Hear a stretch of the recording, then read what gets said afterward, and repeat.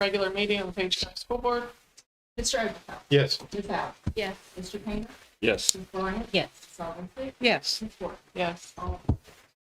Please pause for a minute of silence as we prepare for the meeting tonight.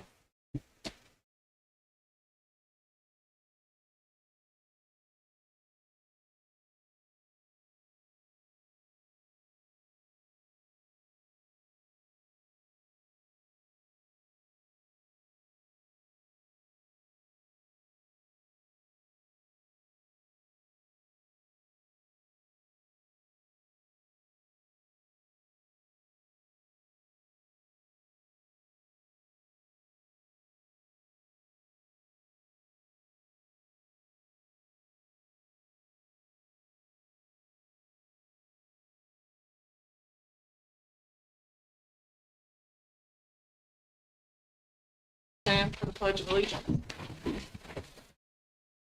I pledge allegiance to the flag of the United States of America and to the republic for which it stands, one nation, under God, indivisible, with liberty and justice for all.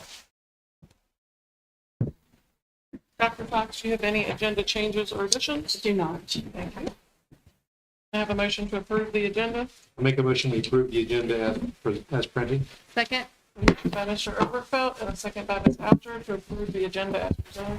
Ms. Allen. Yes. Mr. Painter. Yes. Ms. Bryant. Yes. Mr. Overfeld. Yes. Ms. Robinson. Yes. Yes. Madam Chairman, I'd like to certify that all personnel matters I'd like to certify that all personnel matters discussed in closed session were by section 2.2-3711A1. Second. A motion by Ms. Sullivan Smoot and a second by Ms. Alger to certify personnel matters discussed in closed session. Mr. Painter. Yes. Ms. Bryant. Yes. Mr. Overfeld. Yes. Ms. Alger. Yes. Ms. Robinson. Yes. Yes. I have a motion to approve the consent agenda. Make a motion to approve the consent agenda. Second. Motion by Mr. Overfelt and a second by Ms. Sullivan Smoot to approve the consent agenda. Ms. Bryant. Yes. Mr. Overfeld. Yes. Ms. Alger. Same. Mr. Painter. Yes. Ms. Robinson. Yes. Yes. The July minutes are posted for review. Ms. Seacrest, monthly financials. Yes, good evening, board members. You have been provided with the monthly financials for July, where the operating expenditures and revenue were $3,509,550.32. Along with that, you have the local match calculation that we did balance with the treasurer's office. And if you have any questions, I'll do my best to answer them.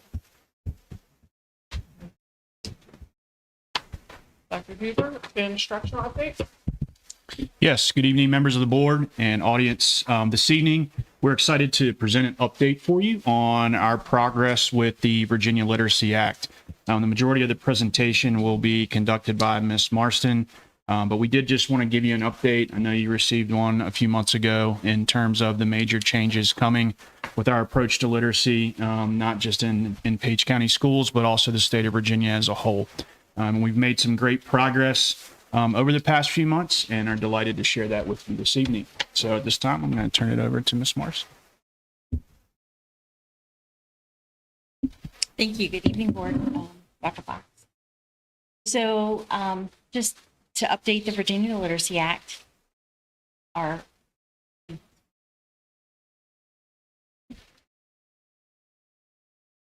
the overview, obviously there was the adoption of our literacy mission and vision statements. We shared those the last time. The division team worked to write the VLA plan that had to be turned into the state. Our reading specialists completed extensive coursework. Elementary and middle school principals had VLA training this summer. There was a formation of a VLA work group. We completed the upload for staff for VLA training. VALS is up and running and offered summer training for our staff. And we had the adoption of the literacy plan template state. So as we followed the timeline in 2022-23, was the first year that the Virginia Literacy Act was adopted, and it has expanded in 2023. 24 and 25, each division developed a literacy plan. We ensured the use of evidence-based literacy curriculum and that we had enough reading specialists to support intervention needs. Training for staff in the first year of implementation of our HQIM for elementary, that's where we are currently. And then the next year is implementation. Ms. Marson, could you just expand a little bit on VALS and how that, what that VALS. means? Sure. VALS is the old PALS. Okay.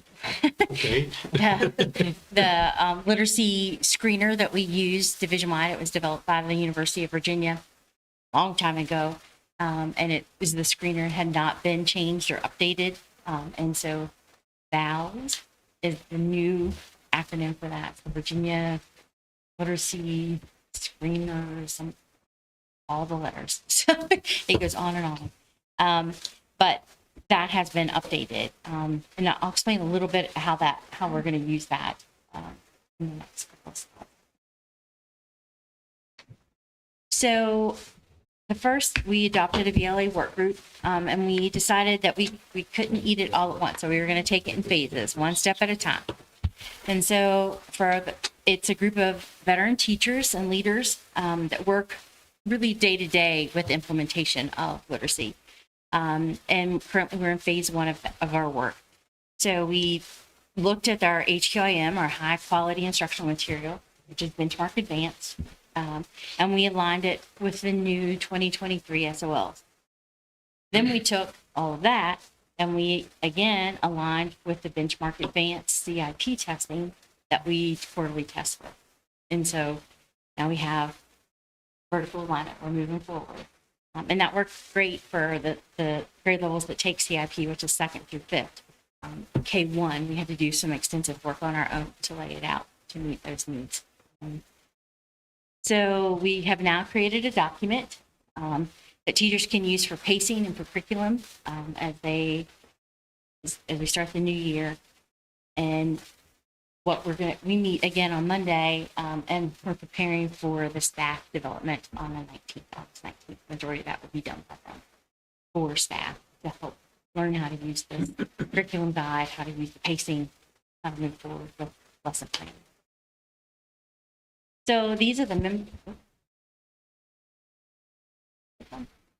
So on the 19th, we are offering professional development. Teachers will be in 4 blocks. The first block is the VLA overview and expectations. Dr. Huber and I are going to present that. We felt that was important that all staff hear what the expectations are, that everybody's on the same page, that we're moving forward, and how we're going to do this as a division.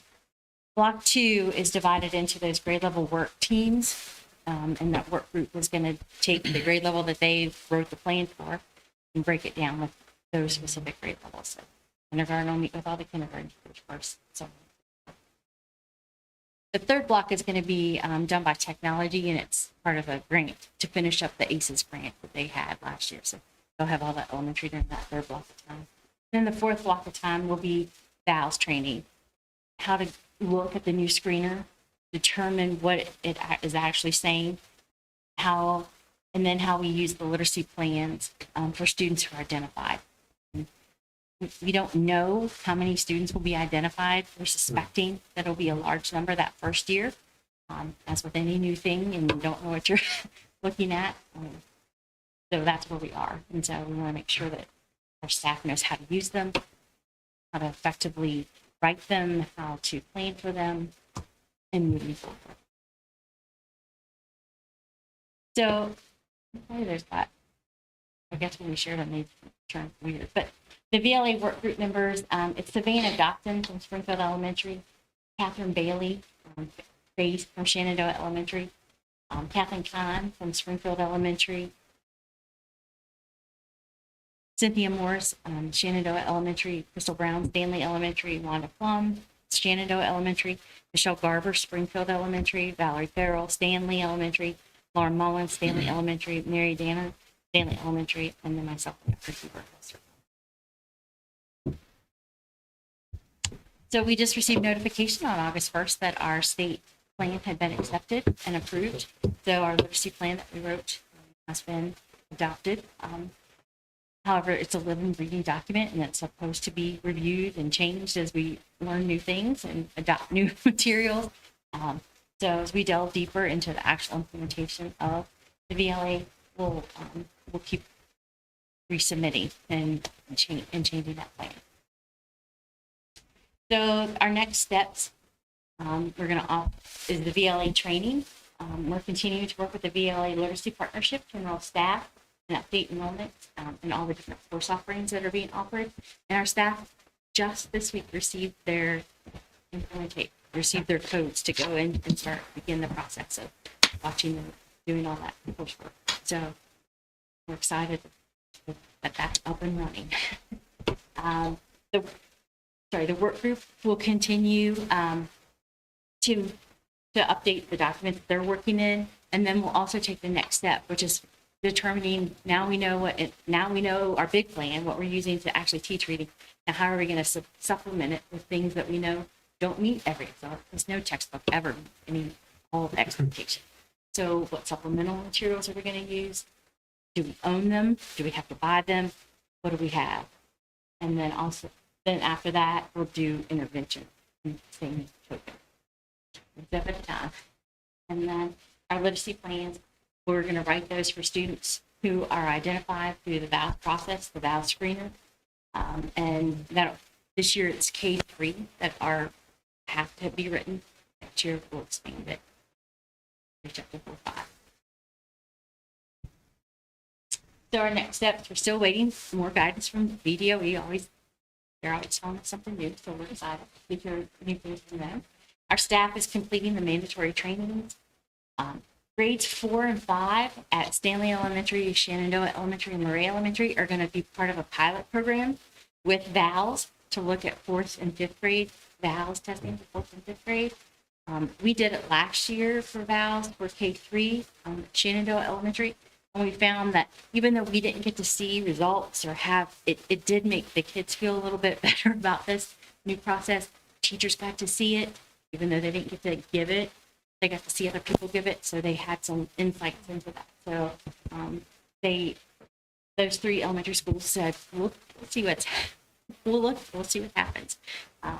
And so we're excited to see kind of what information comes from that.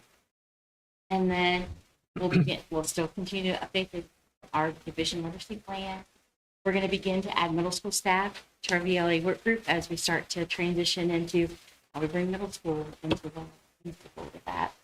And then just continuous ongoing training and professional development. All those are provided by VDOE and the Literacy Partnership and our VLA. I do. Can either one of you address how we're going to integrating this particular plan with the new school performance and support network plan? I mean, the one that you briefed us on last week. Any ideas how we're going to do that? I mean, what is that going to have any impact on that new system at all, or is it standalone? Other than some of the VALS screener might be used in some portion to show student growth measures. From our understanding, that information will go into the VBOS system. And there's some kind of magic that they do at VBOS University, and they figure out all these growth patterns for these students. And that will be one of the things that are used. Yeah, I would say there's a mesh that occurs there, right? So this is kind of the process to the end product of those assessment results. And so certainly connected. Right. But I would say this process of the day-to-day teaching kind of leads to how the students perform on those assessments. So then we'll take that data and that'll give us, put that into that network system, which will give us our growth and mastery and readiness levels of our schools. Right, and so that growth model, as Ms. Marston alluded to, is from the VBOS system, which we'll get, they're saying, in October of the following year.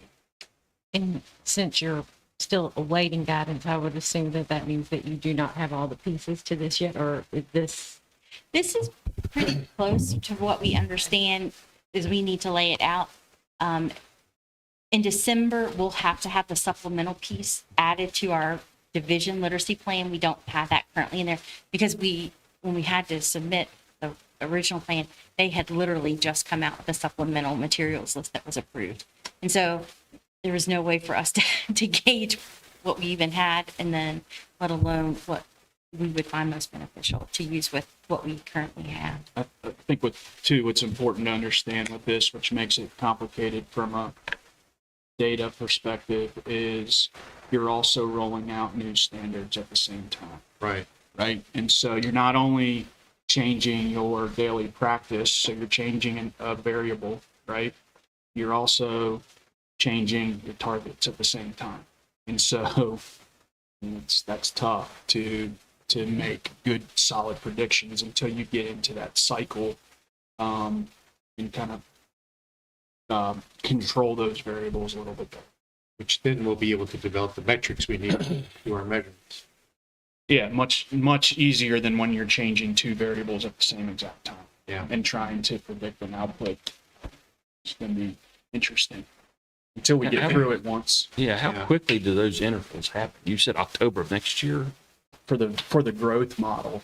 for the growth model, but in between now and that October, So we're implementing this teaching, Okay. this instructional Yep. approach, yep, at day one. day one, Okay, and then also with new standards that are Mhm. new to teachers on day one. Mhm. And then, we'll have our CIP benchmarks that provide us data points throughout the year. and that's what was aligned? Yeah. Well, that's what Okay. we're using to align our pacing with, so that we are so when we take that benchmark, we've taught the material that's on that benchmark. So we align that. And that's content. Yes. Okay, so the measurable, Well, it's reading content. okay, reading content, but the measurable that you're going to get to know if how the system's working, right? How quickly are you going to know something? It's not going to be next October. Well, no, you're going to have a couple different points. So your benchmarks will give you Okay. a measurement, a data point. Okay, so when are those big bench? Which happens periodically throughout the year. So Okay. the first one would be Yeah, they're all October. quarterly. Okay, so we're going to have an October is going to give us our first blush of what's going on, right? First baseline Baseline measurement. Okay.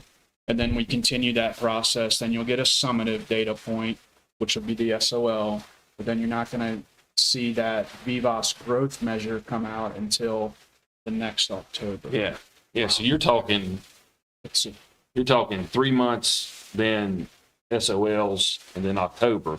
Well, that's a lot of time in between. We all give that. We benchmarks have quarterly. benchmarks quarterly. throughout. Quarterly. Okay. So we'll Okay. do it And 3 then, times. I mean, talk about, there's pieces in between. You're doing some formative assessments. Right. So it's We're also not giving just the big, vals these are the 3 times a big year. pieces. There's they're other talking about. screeners, yeah. Which There's will give screeners. us time to Right. adjust if Big. Right. And as we Yeah. write the literacy plans, we'll write for students, and they'll work on that goal. We'll test, we'll measure when they accomplish that goal, we'll go to the next goal. We work on those areas that they've been identified as high need in. And students that aren't considered high need, but might test in the need help, Right. they're going to get help too. It's just that they don't have to have a written formal Yeah. plan. Now, is that something, those tested measures, is that something that can be presented to us of how it's going after it's Yeah. complete? I don't see why not. Because that's the kind of information I would love to hear.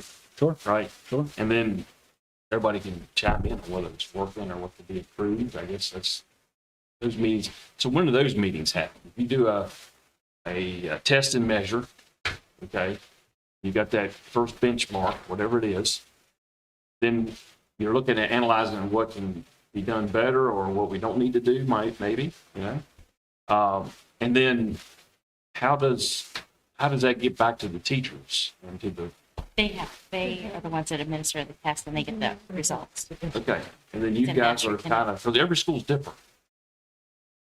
Right? Every school's gonna have a different output. Sure. Yeah. Yeah. So then how do Different you, groups of students. yes, how does all that work? Well, you start from the larger picture and work your way down, right? And so there's a couple different ways to look at it. If you're looking at it division wide, and you take all of those data points together, that starts to speak to curriculum and kind of overall design. Whereas if you drill it down to school or by teacher or by class, that can give you a little bit more formative data that's specifically a little bit more actionable, where you can pivot quickly within the classroom. that makes Yeah, sense. absolutely. So, Yeah, that's the kind of thing that I would love to hear the successes. Sure, Too, you know, sure. like, hey, we pivoted here. and then you look for pockets of success and, where are those classrooms and what are they doing? Is it in line with what we're Yeah. doing elsewhere? But every student's unique too at the same time. So there's a lot of different factors there that you have to use. But if you look at it in a more summative format across the division, those are things that take more time, right, to steer the ship and change. But that classroom data is really critical. Even the data points in between, from day 0 to day 45 help shift instruction as well. So it's all connected for sure. And then we could take best practices and share with schools and maybe even get better. And I that, just- that's what the work group Right. is yeah. intended to do as well, to say it's working here, not in here. Can we- That's can why we see grade that work levels. group again. Yeah. Put that back up. Like page 3? Page Six. 6 out of 10. Okay. There you go. It's a mix of classroom teachers, reading specialists, instructional. So are we going to be getting feedback from Luray Elementary as well? Or are we going to have participation? Their reading specialist is new, Okay. and she wasn't available to be a part of the That's what I wanted to look Summer for. I work didn't see group. the Ray Elementary. No, and 3 of their teachers we offered. Again, this is summer work, and Yes. so it's a huge. They Undertaking. worked hard, and so it was offered to several teachers at Luray Elementary, and some just didn't feel like they could take on that, and some of them were actually teaching summer school and said, Yeah, I can't absolutely. do one Yeah. more, can't do one more thing. So, but yes, that team is the reading specialist will join that team as soon as in fact, she's meeting with us Monday on the 12th. So she'll be here for that next VLA group. Yeah, so that would be one person, right? One person from Ray Elementary will be there. I mean, why can't Mr. Tutt do that? Because we Beyond. didn't include administration because administration didn't have the experience teaching those content areas that we needed experience to teach content, to write this plan of how to teach literacy. And so we needed people that had those background experiences to say, this story is going to be able to teach this SL. It connects. I would not feel comfortable looking at a 3rd grade teacher's manual and saying, oh, this is the perfect one to go with this SOL. That is not my area of expertise. I can help people, guide them to that question, how we get there. But I needed people that have that. Well, the reason I asked if the other ones are busy or whatever, it's summer work, right? But you don't have enough representation from the Ray Elementary. You got a 4-to-1, 3-to-1. I just don't think that's, But it's not meant to be school specific. It's not school specific. This is a division-wide plan. And I so. know it's division-wide plan, but you're getting the data. If you're going to look at a classroom, I don't know what classroom you are. You're going to get all the classrooms. We still Yeah.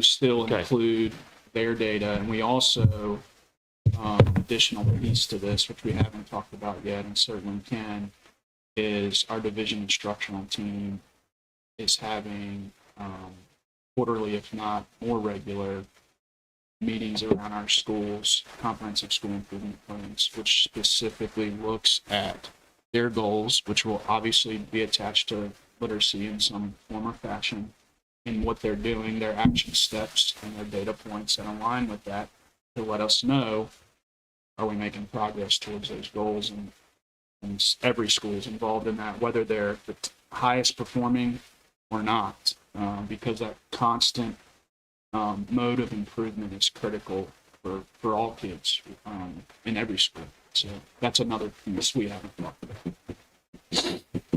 And I will say the VLA work group is about curriculum. It is not about, it is about aligning what we have with the new SOLs and how we're going to teach it. So there'll be a part of that. Some of those, the reading specialists will have some additional roles. The people that are instructional coaches that are on this team will have additional things to do with that. But this team is about curriculum and developing sound curriculum of how we move forward, using the materials that we have. as long as you have the buy-in from the people that's not there, Well, the school that's not there. that's why Kay is going to meet, like, the kindergarten representative, Michelle Garber, is kindergarten. She's going to meet with all the K teachers in the division. And she's going to give that plan to the K teachers, and they're going to work through that document. It's not like, oh, here it is, go play now. Go figure it out. That's not the intent. It is to provide that, and then that grade level team to work through, can we talk about this story? Can we try this? So that's how that team's going to work. Those people are the people that have started the document. Those documents are going to change from where they are currently to how they best come into play. We'll be working on those throughout the year. You know, this is a complex topic, and I just want to, I think you guys did a great job, and you deserve compliments for working through this and getting to this stage. And I think we're ahead of the game from what I understand about it. So well done. We'll continue to work. Thanks. So, but, and I have to say, those ladies have worked tirelessly to come up with a document that we can start with. And that's really all this is about, a starting document and how we're going to move forward with that. Good job. Thank you, Ms. Marks. Dr. Fox, review of student electronic device. Yes, so good evening, board. Tonight in your action item, you do have a student personal electronic device use policy for approval. So what we thought we would do is just walk you through some of those components. And I recognize it looks like a lot of slides, but I'm going to move quickly through them.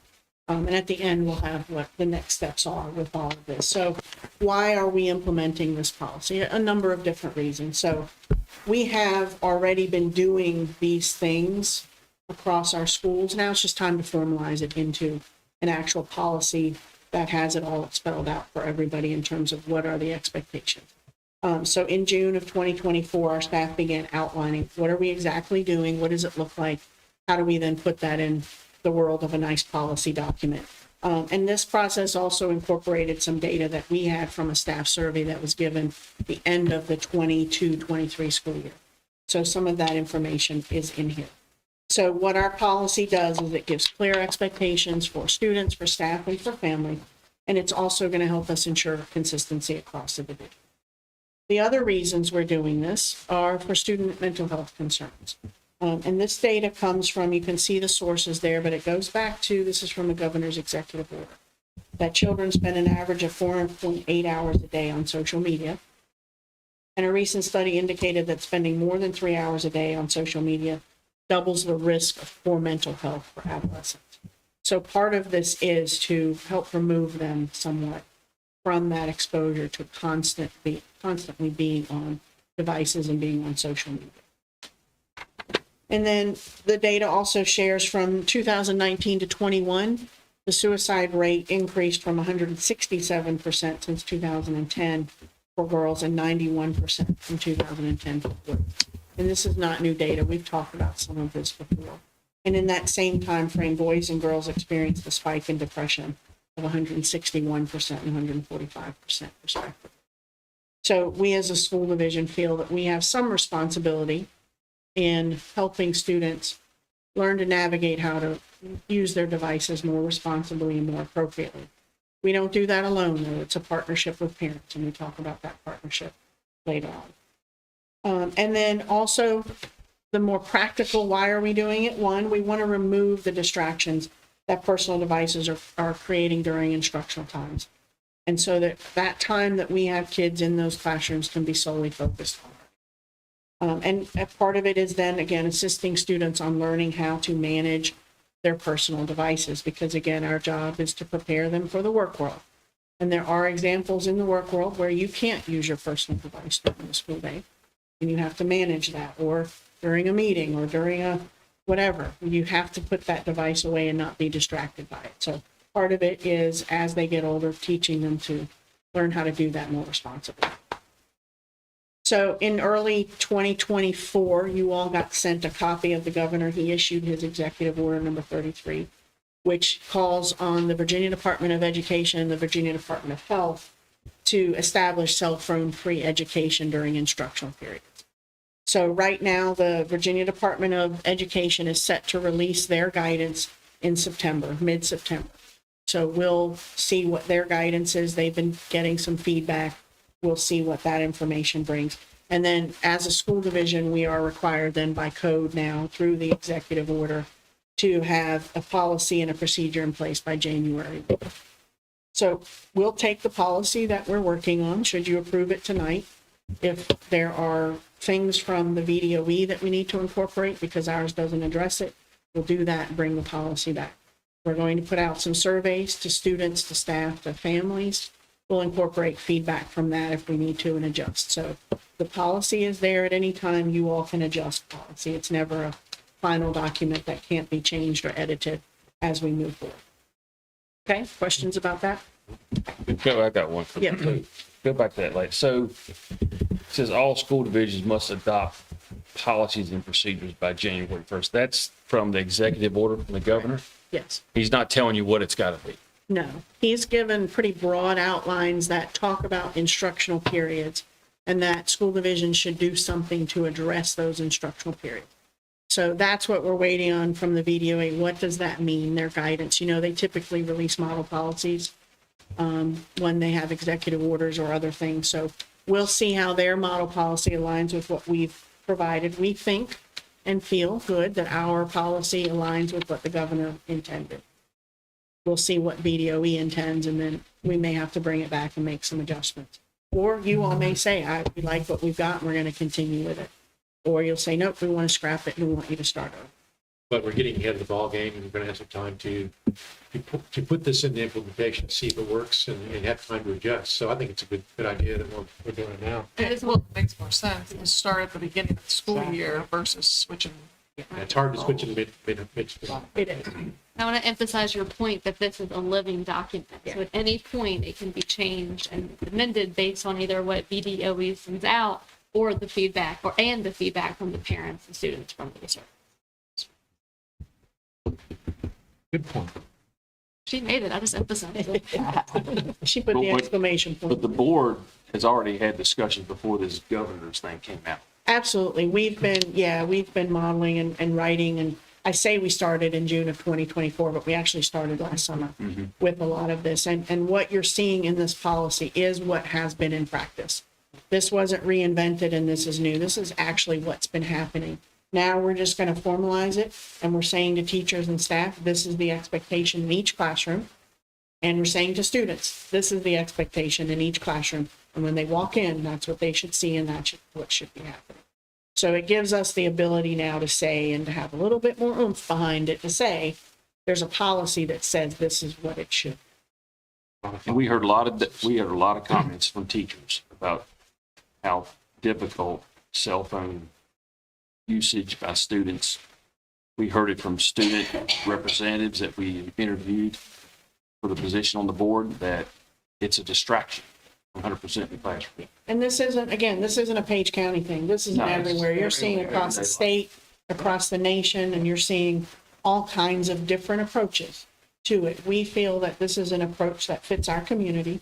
And again, we'll see what the state says with what they bring and or what the comments and the feedback are from the surveys, and we'll adjust accordingly and as needed. So in terms of the actual elements of the policy, as we break it down, we define what a personal device is. So that's listed out clearly in the policy for everybody. And as we know, things aren't always an all-inclusive list, and things change and morph. And so we'll adapt to that as needed. With respect to our elementary students, in grades pre-K through 5, they're not permitted to use electronic devices during the school day. You could go to the next slide, please. At the middle school, students in grades 6 through 8 must keep their personal electronic devices silent and not visible, stored in their book bag or their backpack. And if they choose to use a locker, they can secure it in their locker. They can be used, however, before school and after school. And again, that's been the practice. And our middle school principals gave us feedback that that's working well. Again, we'll see how things progress, and if we need to make changes, we can. High school students, this is where the most of the policy reflects, is because of the things at the high school level. So for students in grades 9 through 12, they must place their personal electronic device in a designated classroom storage location upon entering that instructional space. and it must ensure that the device is silenced during that time. So obviously we don't want it ringing or dinging and doing notifications. So this is an example. We'll show this. And again, these are being used currently in high school classrooms. And this has hooks that will hook onto a door or a space that's secure and designated in the classroom behind the teacher's desk, for example. And so a student just comes in, they're going to be assigned a number. They slip their phone in facing that way so that if there is a notification, it doesn't distract everybody. And then when the teacher directs them at the end of the period, they're going to take it. If there is an emergency, say there's a fire drill or some kind of emergency where they need to leave the classroom and the teacher can safely do so, they can easily, because it's on hooks, they just take it off, roll it up, roll it under their arm, and they can take it with them, and then they can distribute the phones. And I've addressed that in just a second. You'll see a comment about that. So, because that's a concern from parents that we know is out there, is if there is an emergency or they have to evacuate the building, I need to be able to communicate with my child. So this device allows you to be able to just kind of pick it up quickly and move out of the classroom. And then for the high school students, they can use their devices before and after the school day, between classes, and at lunch. So this storage, someone quipped it yesterday and called it the phone zone. At the teacher's direction, the students will again go and place their device in their assigned slot. These containers will be secured in an area of the classroom that's in a proximity to the teacher. And then again, in the event of an emergency, teachers can remove that entire container and take it with them. However, I think it's important for us to note, student safety will always supersede devices. So if the teacher can, they'll take it. If it's a matter they've got to get out of that classroom because someone's doing something, we get out of the classroom and we worry about the devices secondary to that. In our alternative education programs, so students there, when they arrive to the program in the morning, they will secure their device in a little cell phone locker. Administrators will lock it. Again, they'll be assigned a number. That device will remain there for the duration of the day while they're in alternative ed program. If there's an emergency, something like that, classrooms have phones now. Front office, if a parent needs to get an information to their child, they'll have access to be able to do that. As we look at this too, we also had to consider, what about school buses? Because that's a part of our school day. While it's not necessarily an instructional time, what are we going to do? Because our bus drivers need some guidance and our car drivers need guidance in terms of what do we allow with devices there. So students may use their personal devices on PCPS transportation as long as they do not disrupt the orderly and the safe functioning of that vehicle. And that applies to all situations such as before and after school, to and from school, field trips, athletic events, etc. When directed by a driver, an aide, or any other staff member to put an personal electronic device away, the student is obligated to do so. And it might be that the driver needs everybody to just be focused and listening because there's something going on. They have every right to say, I need everybody to put their devices away. And we ask and expect that students would then follow that directive. Refusing to follow the direction of staff with respect to a device is a violation of the handbook and the code of conduct. So if a student chooses to use earbuds or headphones while they're on transportation, we ask that they only cover one ear. And we're not trying to be difficult with kids and make their lives hard. There's a reason for that. We want them to be able to hear the driver in the event that there needs to be some directions given if there's an emergency or there's a situation. So we'll ask kids to just use one earbud or one headphone. Students cannot play music, watch movies, hold conversations on speakerphone, or play any other audio without the use of an earbud, as this would be a disruption to the driver and the safe and orderly operation of the bus. External speakers, like some of those ones you can connect with Bluetooth, those wouldn't be allowed, because again, that's going to be disruptive to the bus environment. So use your device, use it responsibly. You want to listen to music, listen to your music, just keep one earbud in. That's all we're asking. We think that's reasonable. All right, so with respect to the code of conduct, so any student, again, who refuses to follow those directives is not only in violation of the policy, but they're also in violation of the code of conduct. And a couple of examples for you all in terms of what those violations might be coded for state codes. BSO 13 is a violation of school board policy regarding the possession or use of a portable communications device. BSO 3 is refusal to comply with a request from a staff interfering with the operation of the school. So if a teacher has to stop and remind you and say to you, I need you to go put your device in the container, you're interrupting instruction. You know what the procedure is. Teachers already outlined the expectations. Beginning of class, you know what they need and want. You go do that. That's the expectation. Should you not follow that, you're now refusing to comply with their request. And then BAP1 is interfering with learning in the classroom. So what will happen if a child is in violation or a teacher sees a phone out when it shouldn't be out? Teachers are going to send the student and the phone to the administrator. Administrators will handle it from there. Some of the consequences that may be given, depending on whether it's a first-time offense, second, third offense, lunch detention, in-school suspension, or out-of-school suspension, where we place them at the alternative suspension center. And that means instead of sitting at home during that out-of-school suspension, they're at the tech center in class where they can continue their instruction. They're just separated from the social elements of school. Our phones are going to be secured in the main office for the day. Every office has a secure place where they can be locked. We know that that's a concern for parents, that phones might be taken or stolen. They have a locked, secure place in each office. Parents and guardians will be contacted. That might be a phone call. It might be that it's a second offense and now we want to meet with the parent. So we'll ask them to come in and meet with us. It might be a Google meeting. It might be in person. But parents and guardians will be informed when there's a violation. They'll review the policy again with students and with the parent and talk about why this policy is important. Because again, it's not just to tell kids no. There's a reason behind this. It's to help improve their mental health and to keep them focused on learning and instruction.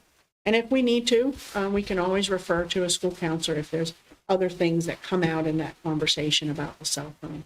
We can always refer them to a counselor or to a mentor.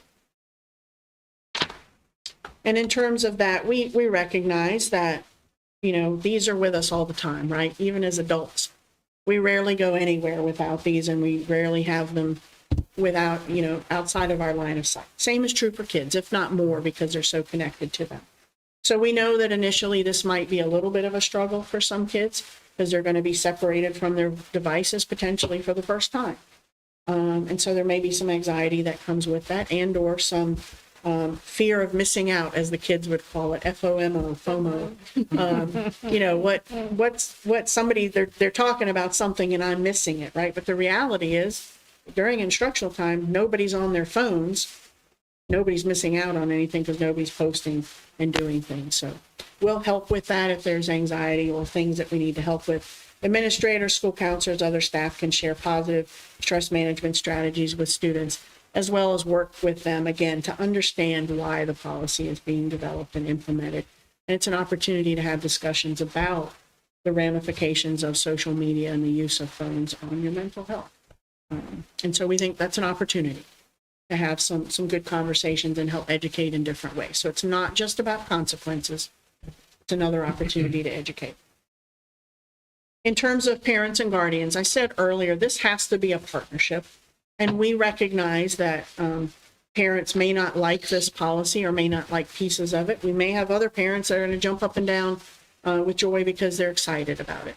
We just want to stress that this is a partnership with parents. And we're going to ask for their help in this. Refrain from texting or calling their children during the school day. We understand, though, that emergencies might happen and might occur within a family. And we just want them to know, call the main office, call the school. We'll make sure that a message gets to their child. If they need to speak to their child, we'll make sure that the child gets to a phone and can speak with them. High school students will be able to check their phones periodically through the day. So if mom does need to text, just know, Mom, it's not going to be during that English block, but it'll be before it or after it. And they'll see that message from their parent, or it might be during lunch, they'll see that. And so, again, we'll make sure that if a student needs to speak with a parent, they have those opportunities. Schools do that now. Those opportunities have been available to students. We also know that there's some health concerns. We recognize that we have students who rely on their devices for some of their medical needs. So those that require access to those devices can be documented through either a Section 504 plan or through an official health plan. And then we'll work individually with those in terms of what access is needed and then how do we provide that access. And then we just encourage parents and guardians to just respectfully engage in conversations with school administrators if they have additional concerns. And again, there'll be an opportunity for them to provide feedback as well. So that leads into next steps. So we're providing this information now. Schools will work through those expectations with students as you do all of your beginning of the year things when they have their class assemblies. They'll talk through it. Teachers will talk through when students come in the room, what's the procedure for that. Over the next few weeks, we'll be pushing out a series of surveys. We'll go to parents and guardians, we'll go to staff, and eventually we'll push it out to students. We're going to let them get in and get settled, and then we'll have our upper level students give us some feedback as well. So people will have an opportunity to provide feedback. I'd say read the policy, review this presentation, ask the questions. The survey will allow for questions to be asked if you have some. Talk and engage with either us or with the school staff. And then we will wait again for that additional guidance from VDOE. Let's see what happens with that and talk through that guidance. And it may be that we have to bring the policy back and make some revisions to it. Any questions? I know it's a lot in a very short period of time. Any questions about that? Good presentation. Thank you. You're up again. Yeah, sorry. This is a little bit shorter. So just a couple of more some kind of calendar. This is our next week, everybody's back. So we're excited to welcome all of our staff back. We're going to begin on Monday with our new teacher and staff orientation at Page County High School. So we'll have them with us for 2 days. And I thank our staff for doing a bang up job of getting all of that ready. We're excited and have some fun things planned for them, as well as a lot of the nitty gritty that they need to be able to start the school year. So we're excited to welcome them back. And so we'll be doing that on Monday and Tuesday. And then everybody comes back, all other staff come back on Wednesday, the 14th. And we'll be bringing everybody together at 1 o'clock for our annual convocation. We're looking forward to that. We have an exciting guest speaker planned for that event. Thank you to those of you that are able to join us. Those of you that can't, we know that you'll be there with us in spirit. We're excited about that and looking forward to that event. And then Monday, the 19th, it was referenced earlier, we'll have our division-wide professional development day. The focus, again, for our elementary staff is on that Virginia Literacy Act and the pieces that need to be taken care of for that. The focus at the secondary level in grades 6 through 12 is student engagement, and staff will be going to different sessions that are going to be run by teachers. Those teachers teaching teachers. So we're excited about Dr. Huber and his staff have put together a great schedule. Mr. Runyon, thank you for your work, and Ms. Marston, thank you for your work to get ready, because that's a big day for everybody. And then we will be gathering some data, Mr. Painter. At the end of that, we have a survey that we'll push out to all staff to get some feedback on that PD. What are some other things they might need or want? So we'll be, and then the days in between all of that are school-based. So all of Wednesday morning, Thursday, and then Tuesday, Wednesday, Thursday, Friday, all of that's school-based. They'll be at their schools working in their classrooms, and there are some faculty meetings that they'll have, but the bulk of that time is pushed back to teachers to be able to do the things that they need to do. There are some offshoot meetings that have to happen that won't occur on Monday, the 19th, because we can't get everything in on one day, but some groups may be pulled for a short meeting or some other PD that's needed based on their content area, like special education.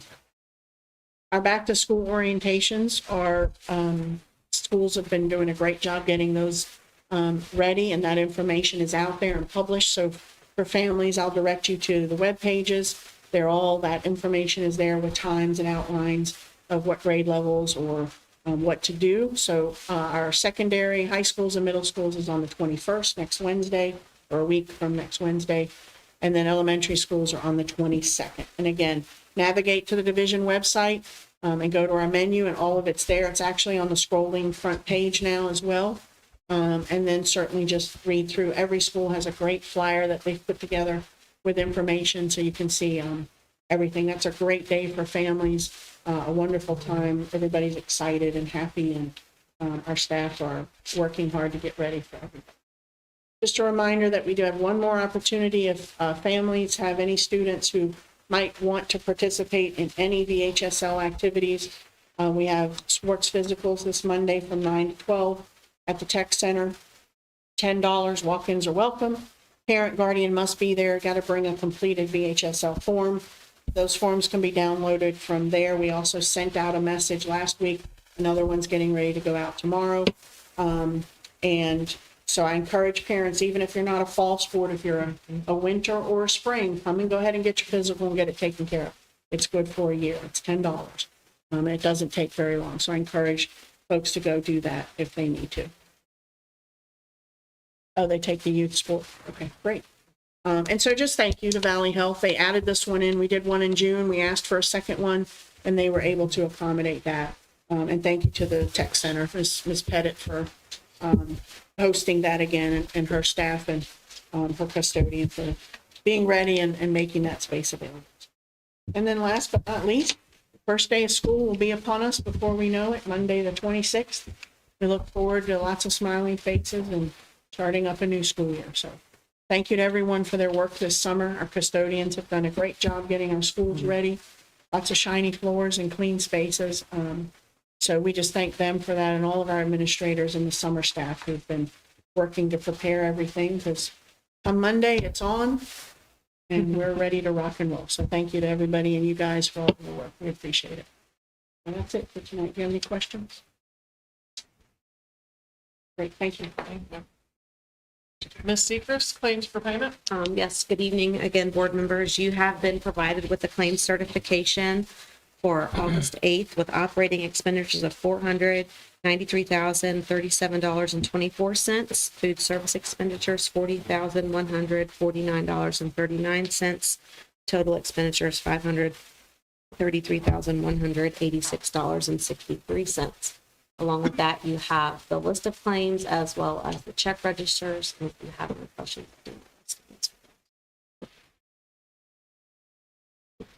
Make a motion that we approve the claims and payment presented tonight. Second. Motion by Ms. Sullivan Smoot and a second by Ms. Alger. Only questions that are posed to approve the claims for payment. Mr. Overbaugh. Yes. Ms. Alger. Yes. Ms. Bryant. yes. Ms. Sullivan Smoot. Yes. Yes. Thank you. Ms. Seacrest, purchase orders over 10,000. Yes, we do have two purchase orders for your consideration this evening. They are both utilizing special education funds. The first is our partnership with the Shenandoah Valley Regional Program. That is the 25% deposit for this year. And the other is the do not exceeds purchase order for psych services with Presence Learning. Make a motion, we approve the purchase order over 10,000 as presented. Second. A motion by Mr. Overfelt and a second by Mr. Painter to approve the purchase orders over 10,000 as presented. Ms. Alger. Yes. Mr. Peck. Yes. Ms. Bryant. Yes. Mr. Overfelt. Yes. Ms. Sullivan. Yes. Yeah. Ms.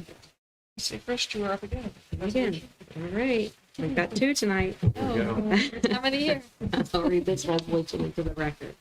Resolution to the Page County Board of Supervisors requesting adjustment of the 2024-2025 school budget for all-in carryover funding.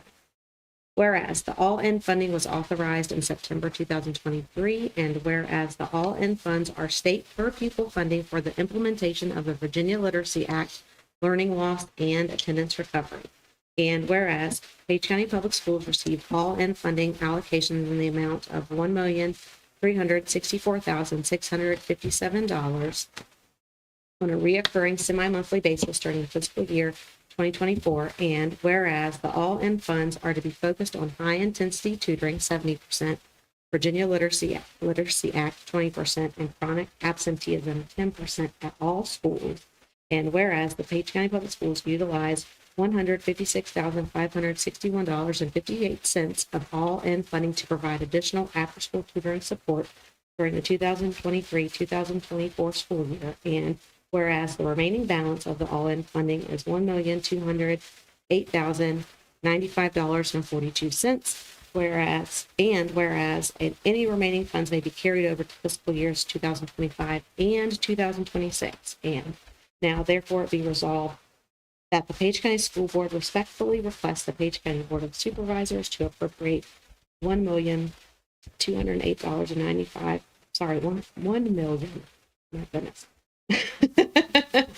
Lots of numbers. 1,000,000. Yeah, yeah, they get $208,095, and we don't do any change there. A fiscal year 2023 and 2024 year-end funds for the all-in initiatives to the school division operating budget, which would increase local appropriation only because it was all received last fiscal year, so they have this money already. Below, you see the budget template of operating fund and revenue. This is to certify that the foregoing resolution of authorized by the Page County School Board during its regular session on Thursday, August 8th, 2020. If you have any questions, I'll do my best to answer that as well. I make a motion that we approve the resolution, all in funding as presented tonight. A motion by Ms. Sullivan Smoot and a second by Ms. Alger to approve the resolution for all in funding. Mr. Payne. Yes. Ms. Brown. Yes. Mr. Irvin. Yes. Ms. Alger. Yes. Sullivan Smoot. Yes. Yes. Thank you. Thank you. Dr. Fox, policy update KDEDDH. Yes, so tonight I bring to you for your approval, this is in response to House Bill 253, requiring student participation in public comment to be acknowledged in your school board policy. So we gave you a copy of the red line where we just explicitly say that any student currently enrolled in Page County Public Schools pre-K through 12 can participate and share at any board meeting as any other citizen would. So I ask for your approval of that policy update tonight. Make a motion that we approve policy update KDBDDH for public participation at school board. Second. A motion by Ms. Alger and a second by Mr. Oberfeld to approve policy KDBDDH. Ms. Brown. Yes. Mr. Irvin.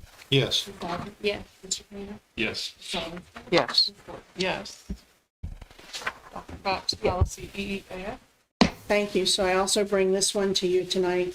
This would just outline some procedures for any outside organization that wants to pick up or drop off students on any school board property. And so it just gives us a formal process to that. So I ask for your approval of that policy tonight, please. I'll make the motion, we approve the outside organization transportation policy as presented. Second. A motion by Mr. Oberfeld and a second by Ms. Sullivan Smoot to approve policy EEAF. Mr. Oberfeld. Yes. Ms. Alger. Yes. Mr. Payne. Yes. Ms. Bryant. Yes. Ms. Sullivan Smoot. Yes. Yes. Thank you. Ms. Seacrest, here we go. It's another one. Here we go.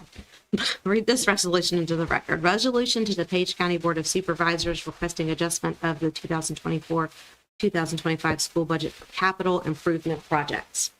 Whereas the fiscal year 2023-2024 school operating budget had an approved appropriation of local county funds of $11,895,258, and whereas the actual amount transferred beneath the budget expenditures was $11,697,258.53, and whereas the actual amount transferred was $197,900, less than the budgeted amount, and whereas the high school gym floors needed refinishing, and whereas the cost to refinish both gym floors is $60,000, and now therefore it be resolved that the Page County School Board respectfully requests the Page County Board of Supervisors to appropriate $60,000 of fiscal year 2023-2024 year-end funds for capital improvement project to the school division capital improvement budget, which would increase local appropriations.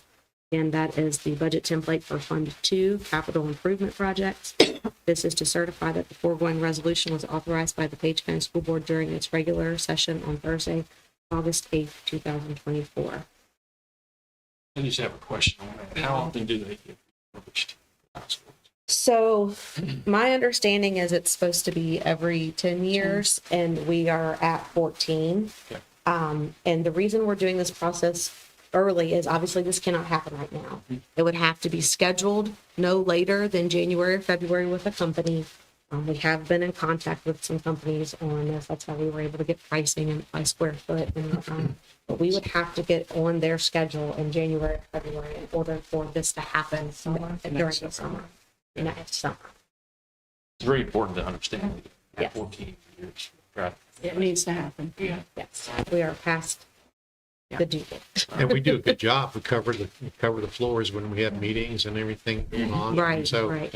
yeah, they've been well maintained. Yes. So I'll make a motion to approve the resolution for the gym floor resurfacing as read. Second. Motion by Mr. Painter and a second by Mr. Overfelt to approve the resolution for the gym floor resurfacing.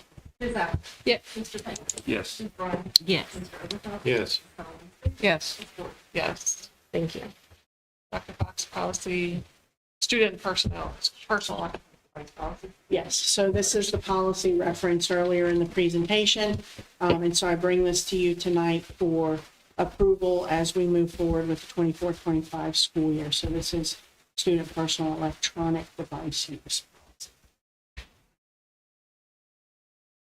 I'll make a motion that we approve the policy of IBEB GABB DFI student personal electronic device use. Second? Motion by Mr. Painter and a second by Ms. Sullivan Smoot to approve student personal electronic devices. Mr. Painter? Yes. Ms. Bryan? Yes. Mr. Overfelt? Yes. Ms. Allen? Yeah, I have a lot of comments. Should I say them now, or do you want me to wait until discussion time? Say them now. If you'd like. I'll go ahead and approve and I'll say it during the session. Yes. Yes. Yeah. Dr. Fox, student handbook and code of conduct. 24. Yes, so also bringing this back to you tonight, we went over this at our last meeting. Again, not a lot of substantive changes, mostly updates and things like that. We have added in, however, this student personal electronic device use policy. So I do ask for your approval tonight of the 2024-25 student handbook and code of conduct. Make a motion that we approve the 24-25 student handbook and code of conduct as presented. Second. Motion by Ms. Sullivan Smoot and a second by Mr. Painter to approve the 24-25 student handbook and code of conduct. Yes. Mr. Overfelt? Yes. Ms. Allen? Yes. Mr. Painter? Yes. Ms. Sullivan Smoot? Yes. Yes. Thank you all very much. Board member discussion. Okay. So again, like triple exclamation points. I will just say, I've already heard feedback from staff members from the community about this policy around electronic devices. And I want people to know that that's all being heard. It is being communicated. We are discussing that. We're sending out surveys. So all of that information, please put in there. And that this will continuously be updated. I think it's both ends of the spectrum, right? I think I've heard it's not restrictive enough, or, why are we doing this? So really we want to take all that feedback to try to find the middle ground with the goal to be, as always, to support our students. We know we really emphasize the impact on mental health. We know that there are other impacts on mental health. But, I've heard so many comments throughout, the past 5 years when we talk about where our kids are struggling. People always say, well, it comes back to this, and it's more than just mental health. It's social skills, it's imagination, creativity, our patience. When we can press a button and get what we want, that instant gratification can cause some issues. So I remember when I was in school and you would finish tasks and you would doodle or you would read or you would write. So it's really getting our kids back to flex those muscles. And there's a lot of information of the impact this is having on our kids' brain development, which is some pretty crazy information. So, yes, it's a change. Yeah, it's big, but just know that, again, we're doing this for the benefit of our kids. And also remember, it's not just us. It is, as Dr. Fox said, statewide, nationwide. It's taken it's taken some time for us to see the impacts of cell phones. And so now we have to, respond to address those impacts. So that's it. I guess the last thing is unfortunately won't be at convocation. Going on vacation. But, I know. So I'm sorry, I hope everyone has a great time. I hope everyone has a great time at orientations and stuff next week. And I'm excited to get the school year started. And, I'll be there in spirit, Dr. Fox.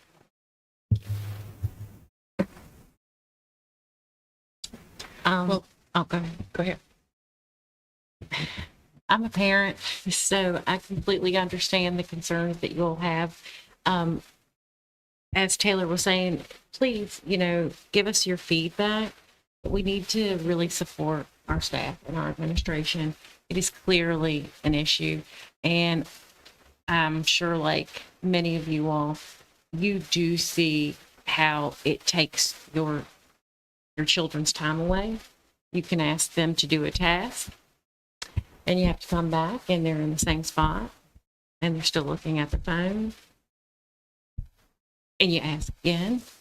But this is their instructional time. They are here to learn, and the staff definitely deserves their respect and their time to be attentive. And like Taylor was saying, look for yourself, do the research. It's there as far as mental health, mental development. It is clear. Social skills we really, really need to enforce. And the creativity aspect, but also let's keep in mind that it's healthy to be bored at times. We need to know how to be still. We need to know how to be just content, waiting. It's called patience. And our children need to learn discipline with that as well. So just support. Let's have good communication and give us your feedback. I will miss you guys at next week as well. I'll be working though, so I'll be working. And thank you for all the hard work you put in this summer. Well, I just want to say that after our retreat last week with the different administrators and other staff people that were there, and then going forward with information that was shared tonight with student handbook, phones and all that, parents and other people or students listening, if you have concerns, let us know. Because if you don't tell us, we can't look at it. We don't read your minds. And it's your responsibility to share your thoughts, input, whatever. And it may not be something that we agree on or whatever, but the main thing is you put it out there. When you don't put it out there, nothing's going to happen. And if you don't believe anything else, believe this. We care about the students and their well-being in the Page County school system. And parents, I know you care about your children. And with all of us working together, it's going to be a much better outcome than we could think. And again, if changes need to be made, we'll look at it and we'll do. But always remember, what we're doing is in the best interest of every child in the Page County school system. And I just want to say thanks to everybody who's worked on this, everybody that's getting ready for the school to open on August 26th. And it'll be an exciting year.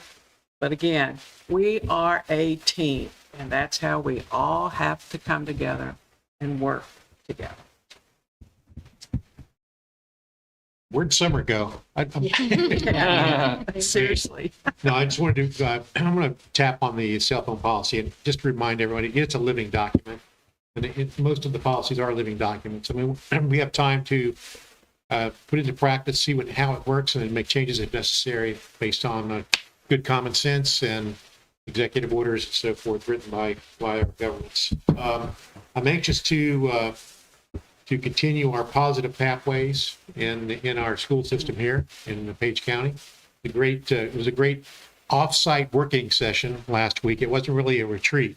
And so I think I had retreats in different contexts, but it was off-site. It was a good session though, a lot of good information. I'm looking forward to seeing some of the information about the maintenance and facility updates because that's going to be a big job for us.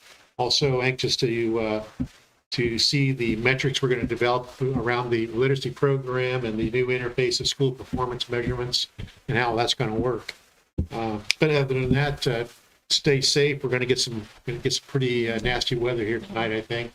So be careful out there. Yeah, so I think our retreat was wonderful. And we do have what I would consider an Achilles heel is the turnover at the admin level. When I looked around, There was 7 or 8 new faces in the new positions. We continue to have that. That's one of the biggest challenges for us to fix that, I believe. How can it be fixed? But it's a challenge for sure.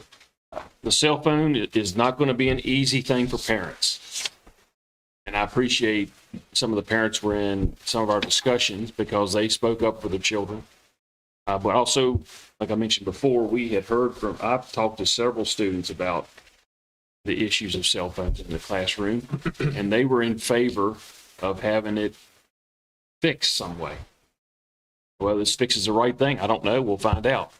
You'll have time to get feedback. But for the parents, it's going to be difficult. I have a grandson that he went to the beach with us and lots of activity, and then he went to the lake and lots of activity. This week, he's come to stay at Grammy's house, and he had nothing but me days. But I took him out today, and while I was out visiting, he continued to reach for his device the whole time. So it's very difficult. It's very hard. It's going to be difficult. And the parents, for us to have a successful school division, it's going to be the parents supporting this.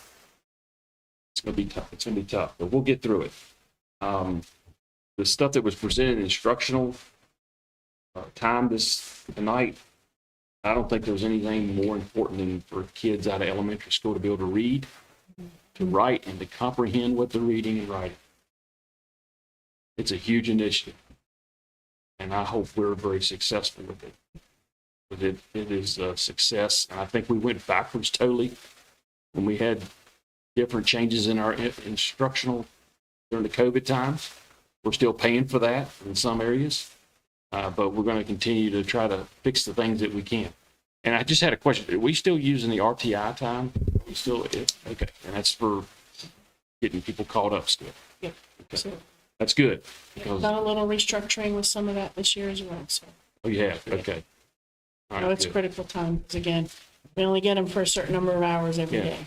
Yeah, and I'll just tell the parents, get your kids to attend school. Because once a kid gets behind 1 week, man, it is tough to catch back up. And if your kid's not understanding what's being taught, you've got to raise the flag for the teacher to understand it.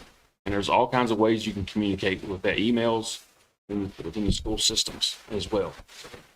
Please do that, parents. We are moving along. I mean, just thank you for everything, everybody. Looking forward to next week to getting started and looking forward to the school year and seeing where we go from here. Because like Mr. Painter said, why not page Why not page We can be the best. T-shirts are coming. Somebody makes them. I'll make a motion that we adjourn. Second. Good motion by Ms. Sullivan, second by Ms. Alger to adjourn. Yes. Yeah. Mr. Painter? Yes. Ms. Bryant? Yes. Ms. Sullivan, Yes. Yes.